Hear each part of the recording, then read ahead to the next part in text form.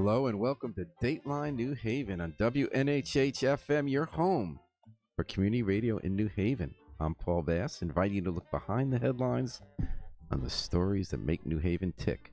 Well, we're doing local headlines, local music today. We're going to gently go over some of the top stories we've been covering in New Haven the last few days and intersperse it more with local recordings by New Haven area musicians we love, like the Afro-Semitic Experience, which you're listening to right now, performing Eliyahu Hanavi.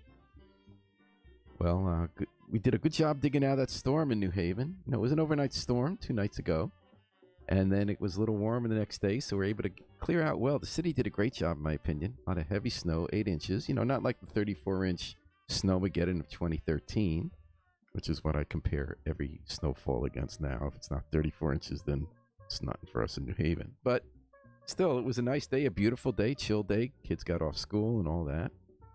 And now we're back to work. And we're back to work looking at some of the cluelessness of some of our people in public office. And I'm thinking mostly of Governor Ned Lamont. We've read a lot in a separation of powers battle in Washington.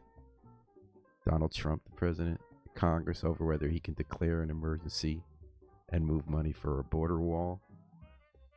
Less known is a conflict brewing in Hartford with our state government that I think is really important.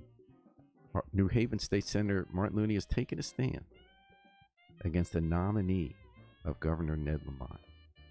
Now, under our state rules, the legislature is supposed to confirm and review a governor's nominees to run parts of the government. But rarely does a nominee get in trouble or even a second thought given. And Governor Lamont had such an outrageous choice recently for somebody. Just gets to the core of the corruption and the cluelessness at the top levels of government on behalf of the 1% and the inability to address not just income inequality, but financial predation, predatory finance, the big financial industry movers and shakers who rip off the public and then buy the government to allow them to do it and get away with it. So Ned Lamont had this horrible choice. He picked a guy named David Lehman who worked at Goldman Sachs and played a specific role in some of the hanky-panky, the dishonest dealings in the 2000s, in the aughts, that brought us the Great Recession. And they did a terrible testimony before Congress excusing this misbehavior, showing he didn't learn anything from it. This guy belongs behind bars. But instead, Ned Lamont has picked him to be our Commissioner of Economic Development. He's supposed to fix our cities. So not that many, there was one journalist, Colin McEnroe, did a great column about what this guy did, where he had all these toxic debts. And it's one of two people. It wasn't just he was working there at Goldman Sachs. He played a leading role through a group called their Structured Products Group Trading Desk in getting all these toxic mortgages and having their own clients telling them, getting fees, telling them to invest in what they knew were bad investments while the firm itself bet against it. Then after the crash and so many people lost their homes and jobs, worldwide recession, he gets before Congress and they said, how could you have given that advice when you knew it was bad? You told these people you heard on the street it was good. And he said, well, on the street means in our offices, meaning when a few of us in a room cooking up sleazy schemes to get rich and at everyone else's expense. We hear it's a good investment for somebody else, even though we know it's not. I mean, come on, it's like that wouldn't pass a first grade teacher's disciplinary rules. But in any case, Ned Lamont is bearing down. So this was going to sail through, but Marty Looney matters. He's the president of the state Senate, and he gets to schedule a vote on whether this gets confirmed. And Ned Lamont went there in the first place because he had a choice, the governor. He could have gone to the state house to get the confirmation, but he felt to be too liberal, sort of like the way the U.S. Congress, the House, is more liberal, right? So he went to the Senate, but Marty Looney surprised him and said, we got to look into this more. I'm not scheduling a vote yet. So Ned Lamont went on radio yesterday on Where We Live, great show on WNPR, and you wouldn't believe the tone-deaf remarks he made about this guy Lehman. It was just, Mark Abraham. Okay, Mark, we're going to get to that in a second. Thank you, Mark Abraham is listening on Dateline New Haven. We're going to get, after the next musical break, we're going to get to that story. How'd you know? But anyway, I want to tell you what Ned Lamont said because I'm still scratching my head at this guy. So instead of hearing the concern, now remember, Ned Lamont inherited a lot of money and he lives in Greenwich and he hangs out with people like this guy Lehman from Greenwich. And in their world, you shouldn't raise taxes on rich. You should keep cutting them. They want to get rid of the estate tax. Ned Lamont wants shared sacrifice in our state, which is a good point about fiscal problems, but he doesn't want any of it to be shouldered by the ultra wealthy. And he just hasn't even heard what would be wrong with a guy being in charge of doing dishonest trades to benefit himself and his company at the expense of his clients, and then giving the lame excuse about corrupt behavior before Congress. Why you wouldn't want to put this guy in charge of our economic development. Here's what Ned said. I want to read it. He says he thinks it's fundamentally unfair to this young man, what he wants to do for this state. Yup, Wall Street was selling some lousy products, but they were gently selling lousy products to hedge funds that were derelict and not paying attention to what they were buying. That doesn't have anything to do with David. And then Ned went on, and he doesn't get it, but here's what he said. I get it. A lot of people have Googled Goldman Sachs, and they say Goldman Sachs is a firm where he was, and they blame them. They blame the firm or Wall Street for a lot of what happened. And Wall Street deserves some of that blame, absolutely. We leveraged ourselves to the eyeballs. Deregulation was a disaster in the 90s and how that resulted out. But that's not David Lehman. David Lehman was 20 years old. He just showed up. And then afterwards, he said, these guys have all seen The Big Short. They think Goldman Sachs was responsible for the crash. Okay, so this is what they talk about, obviously, at the yacht club in Greenwich, when they're among each other and convincing themselves that they're not evil creeps who rip off the rest of us and then buy government to do that, the way Ned Lamont bought the governorship. He's only governor because he spent $15 million of his own money to buy the job. He says he gets it, but from that comment, it's clear he doesn't even think Wall Street deserves blame or any human beings. It wasn't human beings, Ned. And you say David just happened to be there. No, he co-led something called the Structured Products Group Trading Desk. They did these collateral debt obligations where they ripped off people. That was his plan. He did it. He went to Congress. He lied about it. And yes, Ned, people like you and your friends destroyed our economy. People like you and your friends buy the government so that you pay 1/3 as much in state property and local and state income taxes than people do who are making $20,000, $30,000, $40,000 a year, $50,000 a year. A family struggling to get by at $45,000 a year is paying 22% of its income for state property, for state income taxes and local property taxes combined. Because of the way the system is rigged, millionaires and billionaires, people like Ned Lamont and this guy Lehman, pay only 7% of their income. They pay 1/3 what struggling working families do. So it's not a surprise he's tone deaf. What surprises me is that he might get away with this. But you know what? Martin Luther might hang tough. We don't know yet. And there's a change.org petition out. There is no better opportunity here to speak up against the sleepwalking, turning over of our government to the wealthy by its standard bearer, Ned Lamont, our governor, than to take a stand on this. And that's where I'm going on that. So Mark Abraham writes in, from 1990 to 2017, inflation-adjusted median household income is down 19% in Hartford and New Haven, down 29% in Waterbury and Ansonia, up 12% in the wealthiest Fairfield County town, where the people who are now running the executive branch of our state government are making these decisions with contempt. Listen to Ned Lamont's campaign. Oh, you Googled. You know how contemptuous that is? You Googled Goldman Sachs and decided they had something to do with this. They did, Ned. Your friends all did. They destroyed our economy so they could get rich, as Mark Abraham just pointed out in a comment like Mark's. Your incomes continue to go up beyond all reasonable levels. You're living so much wealthier than any human being has a right to if it means you stole the money from the rest of us. And now you're stealing more of it, and you're putting in a crook in the top government post to keep this game going. Well, I hope you don't get away with it, but we'll see. You know what? We need a musical break here. It's local headlines and local music after all. I'm Paul Bass. Thanks for joining us today. Mark, we'll get to your other question in a second. Harry, we're going to move this over to Bisa, who's from Westville by way of South Africa. Great recording artist in Westville. One of my favorites. She's got a video here you're going to love called Vula. We've been doing it in high rotation because if Ned Lamont's pilfery and corruption is getting you down, You can always watch the Bisa, and we'll all feel better here on WNHH's Dateline New Haven.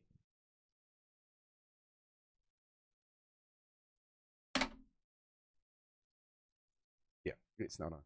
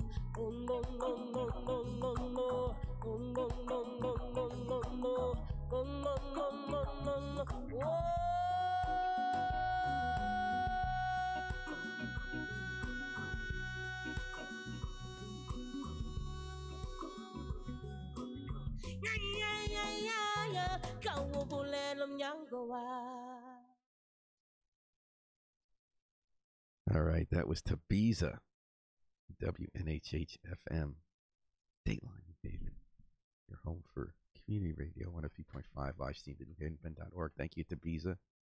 We love you and your music, and we're playing local music today, interspersed with some takes on the headlines. We got started off with Ned Lamont and turning over the government for the rich. I think I'm going to calm down a little bit after that one. Mark Abraham listened in. Thanks, Mark, for posting a comment. Mark says, curious about that huge project planned at St. Raphael's and if it will enhance the neighborhood's walkability, safety, etc. Let me tell you what Mark's talking about. Yale New Haven Hospital, bought St. Raphael's a bunch of years ago. And that hospital was going out of business. So now both hospitals that were separately in New Haven are now under one umbrella. And Yale New Haven said it was going to build up and modernize the St. Ray's campus, and that's in the Dwight West River neighborhood. So for months, city officials have been negotiating with Yale New Haven about its first big project it's going to do there. And we didn't even know it was happening publicly until a one-sentence reference was made vaguely in the city budget proposal, Mayor Harp's budget proposal for this coming year. Just said in passing, we're going to do great next year on building permits. We can count on $6 million more in building permits because Yale New Haven's doing a big building. So, whoa, everyone said, what's that all about? He says, well, until our board votes on it, we can't publicly say anything. We were able to tease out that this is going to be on the St. Ray's campus as part of their plan for that. It's going to probably include knocking down part of a building. I've heard the McGivney Center, but that has not been confirmed in Chapel. And that builds something bigger in its place. And there's also going to be more parking, a bigger parking lot than what they have already, a bigger parking structure, what they have on Orchard Street there between Chapel and Edgewood. Chapel and George. So we're going to need to know more. We're going to know more within a month, we're told, about what this plan is.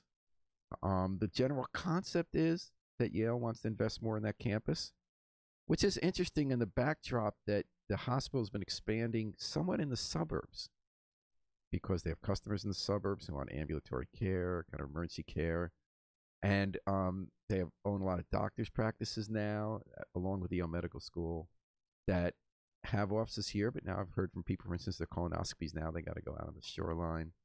And then Yale's had tensions with the union activists and members who are from Unite Here, who don't like that the hospital's not unionized, so they kind of hold up some of Yale's projects. So the hospital, there was a fear in development circles that the hospital would do more building that it might otherwise do here. For instance, there's a big piece of land off Church Street South, the road, not the project, but near the old Church Street project, next to Tower 1, Tower East, that it wanted to build some facility and that it might be lost to West Haven.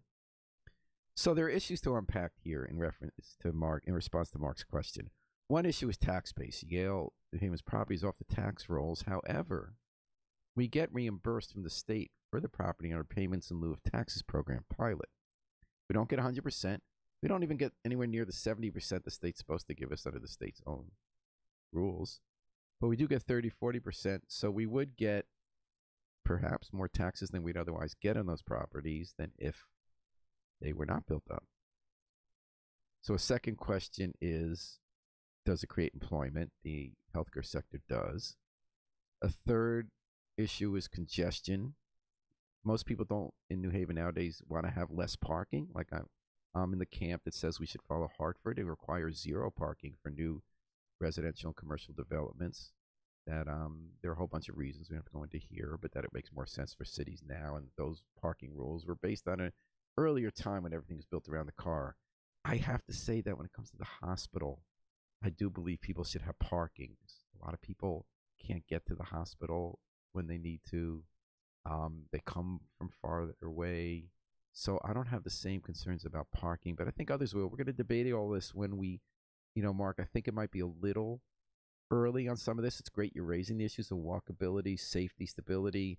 Is the neighborhood safer with more healthcare activity, or do big structures kind of isolate people from the street and walking life? There's more parking garage, make it less of a walkable city, or if it's on a footprint that's already there and it's set back from the street, can you do stuff in front of it, which I'm hoping the planners to talk to them about, to connect it more to the street and have more vitality.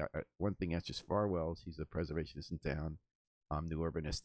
She is often against any building of parking garages, but she says at least when you're going to do it, fold it into the middle of the block so that we can have uses facing the block that connect the people. So that's her criticism, which I agree with on the big parking garage that was built a few years ago at Dwight and Frontage, where all that deadens that whole block at night. It makes it scary. You feel less safe. And if you tuck that into the block and have some kind of retail or residential commercial use in front, you have people walking in and out. And I'm totally with Asterisk on that. So I think that there's obviously going to be a big deal about this development. In that neighborhood, Yale is taking away its primary care facility to consolidate with a primary care facility on Long Wharf. I know that neighbors have felt that hurts the neighborhood. They'd like to have more access there. Yale says it's going to be more state-of-the-art central facility. A lot of issues there. So this would be something else coming to the neighborhood. I'm guessing, from what I've heard, it's not confirmed yet, that it's going to be specialty care. So we'll see what that's all about. I kind of like the idea of the healthcare being in the city. I think healthcare produces jobs. I think we even get payments in lieu of taxes that might be greater than what might have been there already. Separate from the issue of, yes, I think big nonprofits in America, especially universities that have big endowments, should be taxed, but that's a separate question. In terms of what's good for that neighborhood, well, we'll hear from that neighborhood what's good for that neighborhood. I tend to like the growth of the healthcare sector. I think one reason we weren't hurt more by the Great Recession is our eds and meds economy. Doesn't mean everything that is proposed is a good idea. It just means that those are good jobs, good for the healthcare of the community. We even get payments in lieu of taxes. You see here the building permits one off, construction jobs. But the devil's in the details for sure. And that's my little take for now. Much more to be discussed, to be continued. And Mark Abraham, who knows so much more than I do on these issues, will, I'll bet, be weighing in on this along with others, because New Haven does weigh in. I love that about New Haven. One thing I love about New Haven is the group Composure. These are 3 teenagers, and they got involved in something called Ice the Beef. It's an anti-violence group in town. Keeps kids busy doing cool stuff. And they actually were friends with the young man who was shot dead a couple of years ago, and Tyreek Keys. And these guys did exactly what Ice the Beef was designed to do. They got involved in something constructive. They decided they really like singing, and they did an a cappella trio. And what I love, what cracks me up about it, is like they do doo-wop. Doo-wop was my generation. Even before my generation, it was even kind of old school in my generation. And they're really good at doo-wop. And they've been playing all around. And last weekend, 2 weekends ago, they had a 3-night run at Bergamos. People loved it. Now they went to Maryland and D.C. area to do some concerts. They're on their way. And I want to just give you a taste of what these guys sound like once I can get this mouse to work. This is going to be Composure. Oh, by the way, Composure is Avion Downs, Javion Hines, and Sean Sufra.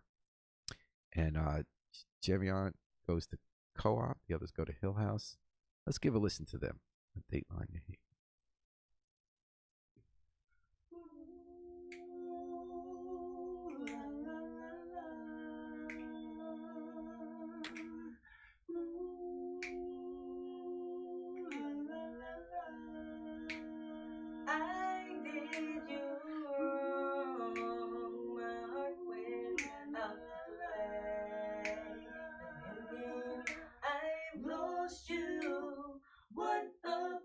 To pay. I'm crying, the tears are falling. Baby, baby.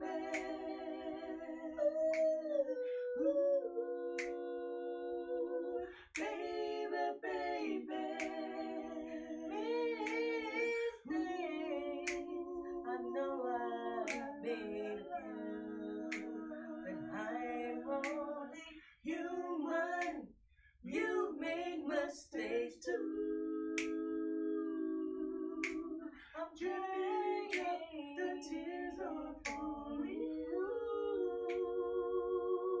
Baby, baby.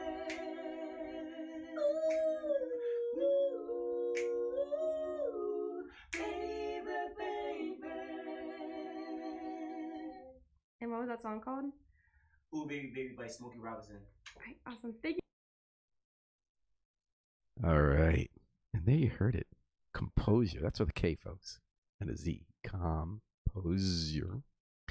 3 teenagers in New Haven who are killing it, just killing it. They found each other at the Ice the Beef program. They're doing concerts all over here, and now they were in the capital region, D.C., Maryland, weekend ago. And that's Avion Downs, Javian Hines, Sean Sufer. The song was Smokey Robinson. The style was doo-wop.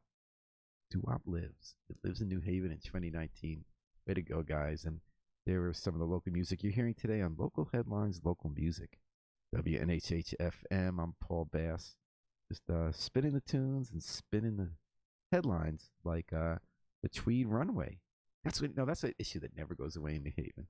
About whether to build up Tweed New Haven Airport. The neighbors in Morris Cove, the Annex, Fairhaven Heights, they feel like they don't want it built up big. They're dangerous to the environment, the noise, including the water and the air, and traffic they worry about. And then the business community feels just as strongly that we need a more vibrant airport, more commercial air service to build jobs, to build the economy. Now, I've loved covering this story as a journalist because I have a luxury on this story, which is that I'm agnostic. I find very interesting arguments on both sides, and it's so easy for me not to take a stand when I report because I honestly am not an expert, and I do see compelling arguments on both sides. So there's a new bill before the state legislature, as there always is, to allow Tweed to pave more of its runway so that they could get more commercial carriers. Business community came out in force, as usual, to a hearing yesterday, and I'm saying Monday, in Hartford at the Transportation Committee. And they, they're making the case that this creates jobs. The neighbors say that's a fiction, that we've been through so many permutations where everyone says just around the corner, Tweed will get a lot more air service. And then in the meantime, more paving will mean more runoff of pollution into already threatened tidal waters and into wetlands and to the actual sound and the harbor. And they don't want it. So they're saying on the one hand, it won't succeed. So then you'll be paving, creating more environmental problems. But if it does succeed, you have more of that service, you're going to unfairly pollute, get more traffic and noise in our neighborhood. Tweed has soundproofed the houses for people. And it also costs the taxpayers. Fundamentally, the other side says you bought near an airport. Then you get into the weeds. The city signed an agreement in 2009 to pave it as much as now with the promise it would never seek to pave more. On this small point, I do agree with the neighborhood that the city never intended to follow that deal. They signed it. And I'm not just saying this. I'm saying this based on conversations I've had. They signed it knowing that they were going to be back another day. That's as far as they could get then. And then they were going to try to get more. But on the big picture, and I'm skeptical about every time saying, well, this is the time that if we make improvements at Tweed, we'll get more air service. I do like flying out of Tweed. I don't fly often. I don't like to fly, but it is quite a luxury to be able to come in town.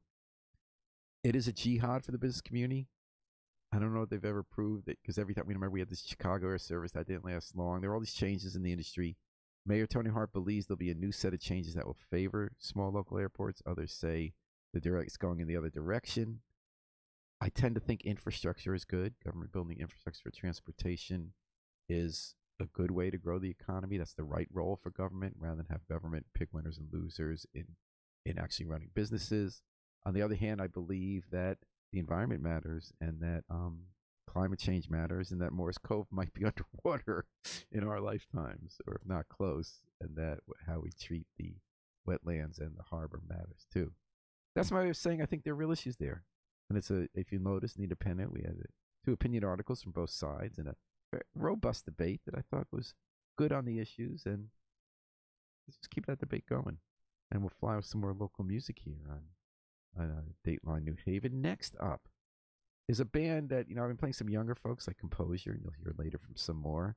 Then we got some middle-aged folks who have a sound that combines a couple different eras but doesn't go back as far as doo-wop. They're called the Split Coils. Brian Slattery had an article about them in The Independent recently. You can read up all about them. Nick Lloyd, the guy behind Firehouse 12, he's on keyboards. Jay Russell and Caitlin Russell, they're a couple. They take the lead with vocals and guitars and percussion vocals. Joseph Ballero, if I say that right, on bass. John Serbo on the drums. So we're gonna cue up that one now. This is Energy by the Split Coils. They think they played at Cafe Non recently. It's got the photo there. They've been playing local gigs. They have the new CD out and recording Earth and Dust. So check it out, the Split Coils.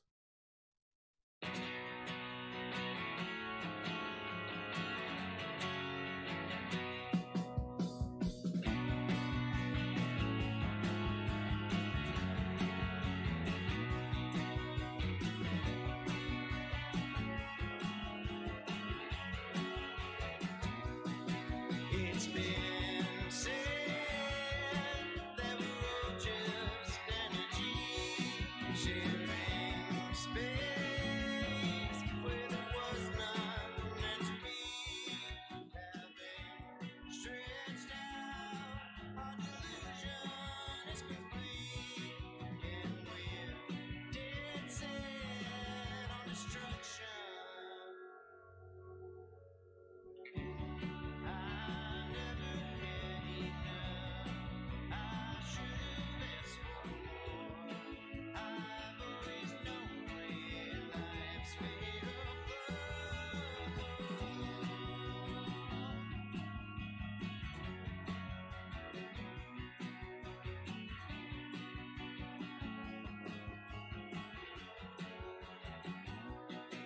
We're all stressed out, knowing what we have in store, so we reach out to the darkness, the unknown. Such a mess now, and it's only getting worse. Yet we're dead set on destruction. I've never had enough. I should've asked for more. I've always known where life's made of love. I've never had enough.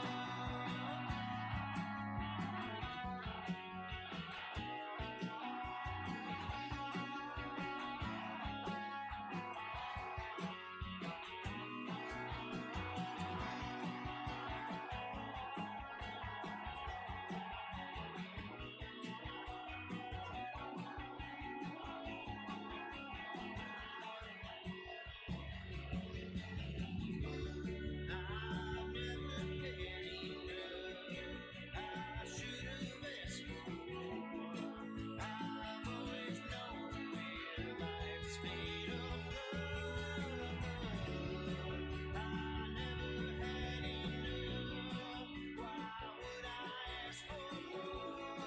I've always known where life's made of love.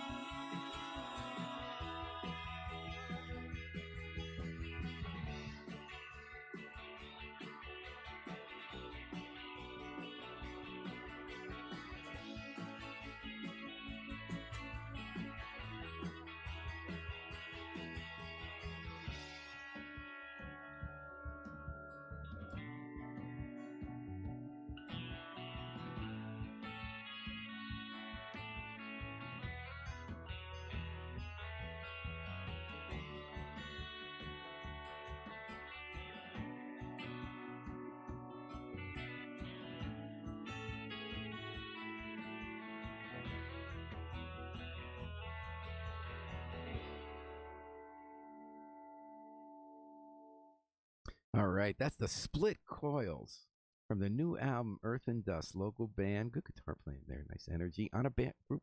Excuse me, a song called Energy from the recording album CD, whatever you call them these days, Earth and Dust. And we're talking about local music, local headlines on Dateline New Haven. I'm your host Paul Bass. Getting through another day, a beautiful day with the sun out post the storm in New Haven. There's a right over the border in Hampton. There's an interesting battle brewing over street lights. United Illuminating are the private company that gets to be a government-protected monopoly and really soak us for our electric bills, and then set up absurd rules for how you put in solar power so they continue to profit. when they have no business doing that and destroying our environment with their other policies. They're going to be in a fight with Hamden now. Hamden wants to buy its streetlights. Right now, they rent the streetlights from Hamden, from UI. If they could buy the streetlights, they say it would cost them $650,000 less a year, and they'd be able to put in better quality LED lights that would have less light pollution, which has impact on critters and how we live. But also, it is better for it uses less energy. It'd be better for addressing global warming.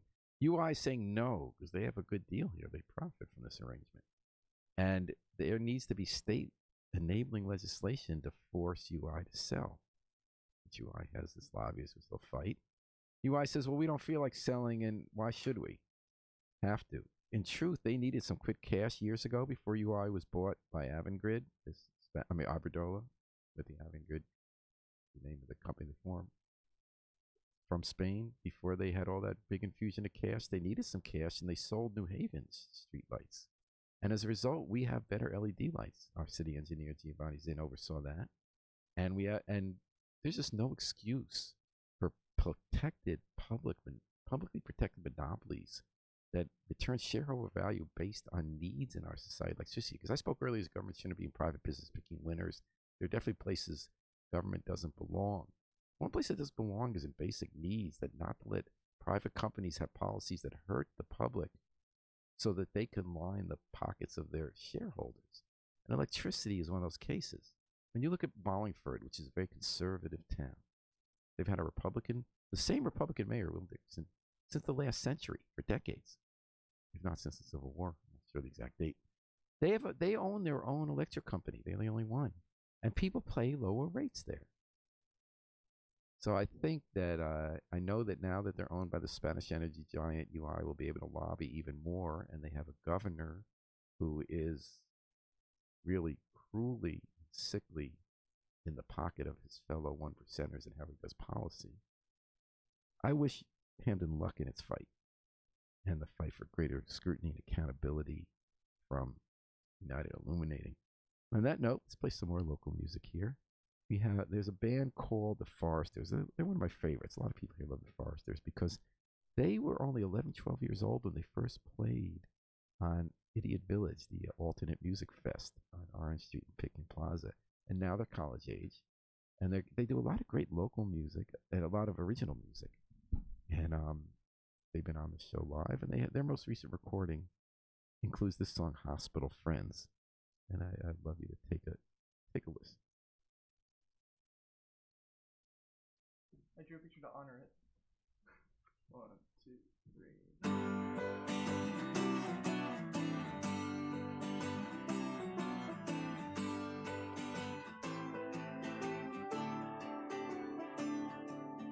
Now you don't have to lie. You're not by my side. You'll have to find better things. I'll sit by the road, nowhere to go.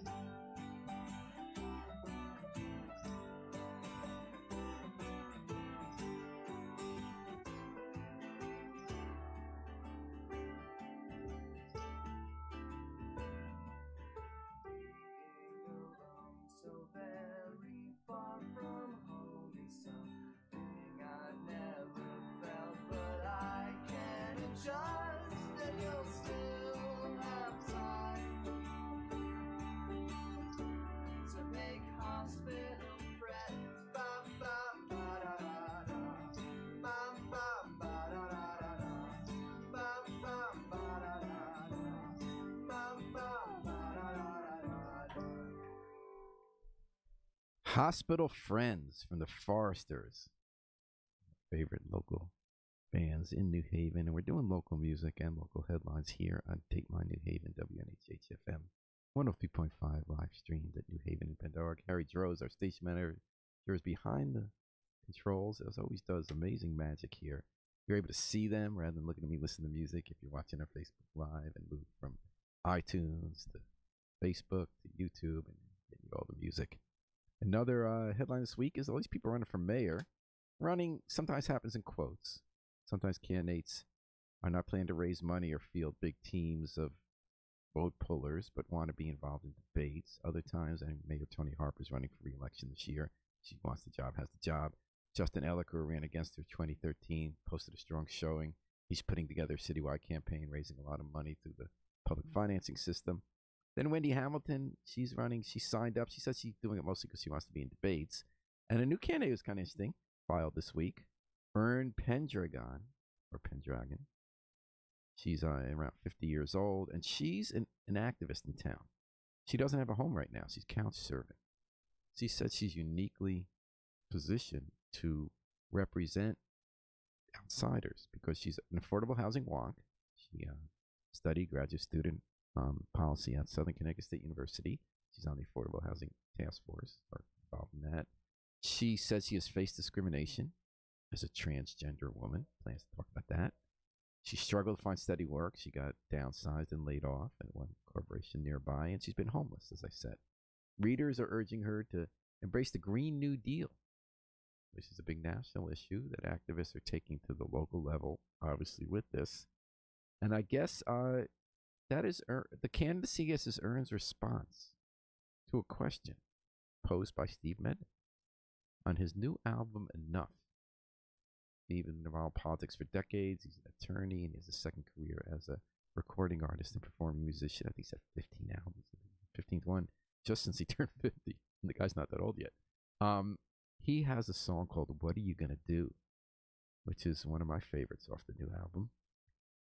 Let's take a listen at it. Steve Mednick, What Are You Gonna Do?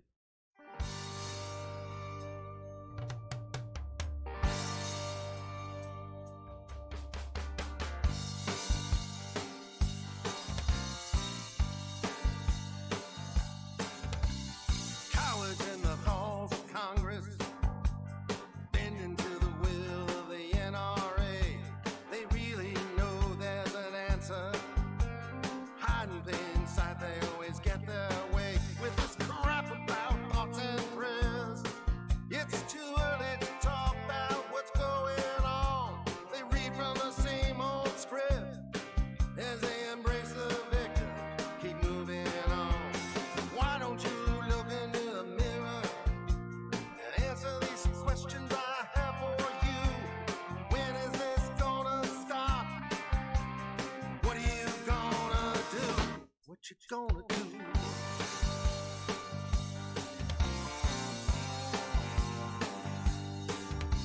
We're living in a horror story. Black jacket cops storm American school. Anguished parents press at the cordon, wondering if they'll see their children soon. As the media unfold their tripod, chasing the same story as it was the first time. Aerial footage of children on a mad dash to freedom with hands raised high. Just think of what they witnessed and answer these questions I have for you. When is this gonna stop? What are you gonna do? What you gonna do?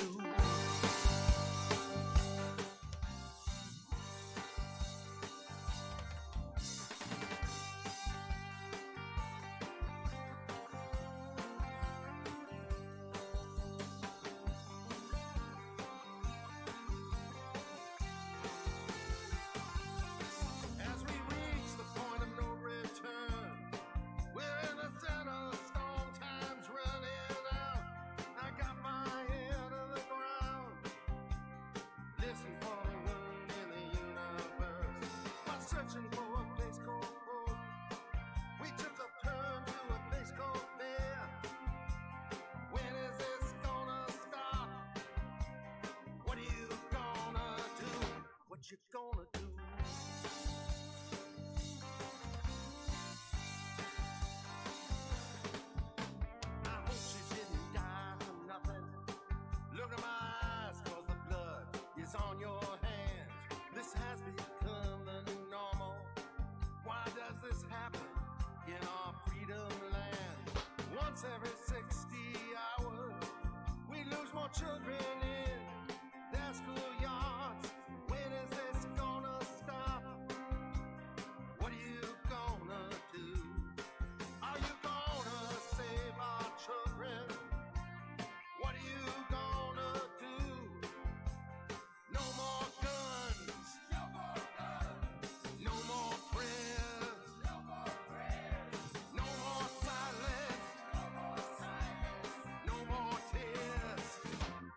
gonna do?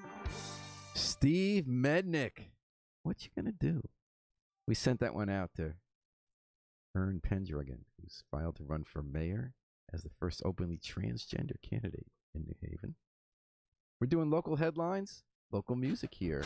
I'm sorry, folks who just joined us. I had messed up on the sharing. I didn't realize when I thought I'd shared it earlier. When we played a bunch of other local music and ranted about Ned Lamont and the 1%. You could always go back and listen to the beginning of this video when we're done, if you're interested. But thanks for joining us now in our final minutes. We're talking about some local headlines like Roland Lamar, state rep in New Haven. It's Groundhog Day for Roland Lamar this year. He's in charge now of the Transportation Committee at the legislature. And in that role, he has a chance to fix something he thought he fixed before, but didn't. A bunch of years ago, about 5 years ago, Roland got a law passed to protect vulnerable users. Those are pedestrians, old folks in wheelchairs, kids walking down the street, cyclists. He was worried about them getting hit by cars because that happens in New Haven, and it's never really enforced much. I mean, in New Haven, you basically have to have announced on TV, I'm going to run over that person now, and then video it before the cops will find you at fault for driving badly rather than blaming the pedestrian. So Roland passed a law to do a separate $1,000 fine. No, it's not the end of the world. It's not tough, but as an extra penalty if you hit a vulnerable user. But to compromise to get it passed, he had to insert the words, if you cause serious physical injury. So in the years since then, it's never applied. And we've covered some of those cases in New Haven. They're incredible. A bunch of daycare kids were walking across Howard Avenue, and a woman was looking at her cell phone, didn't notice them, sped up, hit them. A couple went to the hospital, but they didn't die or lose a leg. So the police said, we can't call that serious physical injury under the law. So she wasn't charged. There was this a woman from Yale was driving on Elm Street, and she didn't notice that a school bus had its sign out that says stop. She drove through it and hit a 7-year-old who went to the hospital. He didn't die, didn't lose a leg. Didn't get charged. So there was a hearing the other day. Tom Breen covered it last week at the Capitol for the New Haven Independent. Let's hoping that we get this law fixed so that at some point there are consequences in New Haven to plowing into people when you're driving. They're also trying to get the speed limit changed. That right now we can't go below 25 miles an hour with our speed limits under state law. We have all these rules that limit what you can do. We think this is a home rule state. It's not. And we're trying to get enabling legislation. Where someone was just hit the other day on Lincoln Street, they feel would help to lower it to 20 miles per hour. I think the biggest help is if drivers just pay attention. And also some of us on our bicycles, sometimes for pedestrians, when we walk the street, we can do a better job of paying attention. But yeah, let's hope that 20 miles gets in too. If you want to fly, on the other hand, you might want to follow the advice of Suburban, another one of our favorite groups in town. And a couple of brothers in that group, Charlie Widmer, who is a opera singer sometimes, but also an R&B singer. And he grew up hanging out with his brother, Fred F1 Widmer, who does rap. And they do all this original music where they do both in the same song. They got a band together. I saw them at Cafe 9. They were good. They play quite a bit. And this is from their album, I think their most recent one, Everybody Knows. They have a song called If You Want to Fly. I'd love to play it for you right now, so I will. Here on WNHHFM's Dateline, New Haven, Suburban.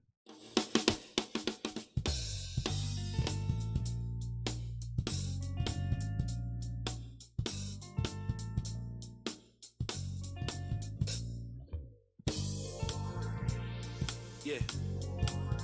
If you wanna fly, if you wanna fly, yeah. Oh, to fly high above the trees. Being in the plane to me is just a tease. The calm of the clouds, the feel of the breeze. Life from up here just seems at ease. And any location could be our destination. No long travel or endless waiting. Down there there's hate, down there there's panic. And even though they try to explain, I'll never understand it. So just keep your eyes fixed on the horizon. Before you said to land, now you're saying to fly. The slingshot, no strings, only thing you got is my shoulder. You're down in hesitation, weighing down like boulders. Don't worry, we gon' get there. I told you, so just keep your eyes shut and hold on till it's over. So I spend every night with my eyes shut tight, praying that maybe one day I too could take flight. If you wanna fly with me, keep an open mind and ski. Open up your eyes and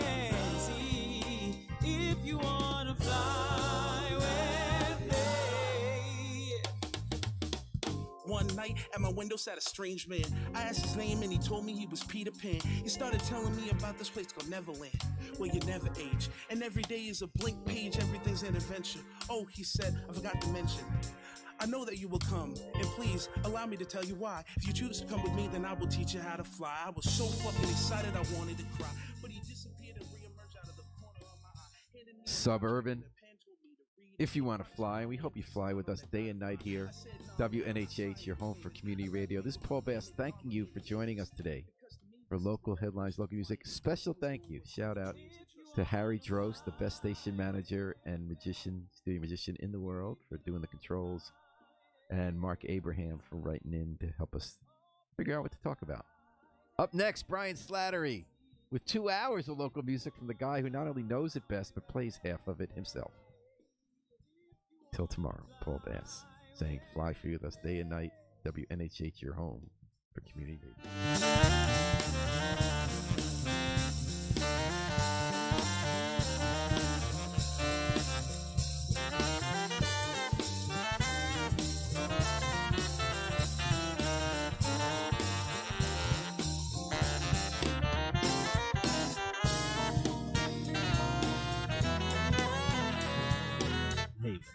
Haven.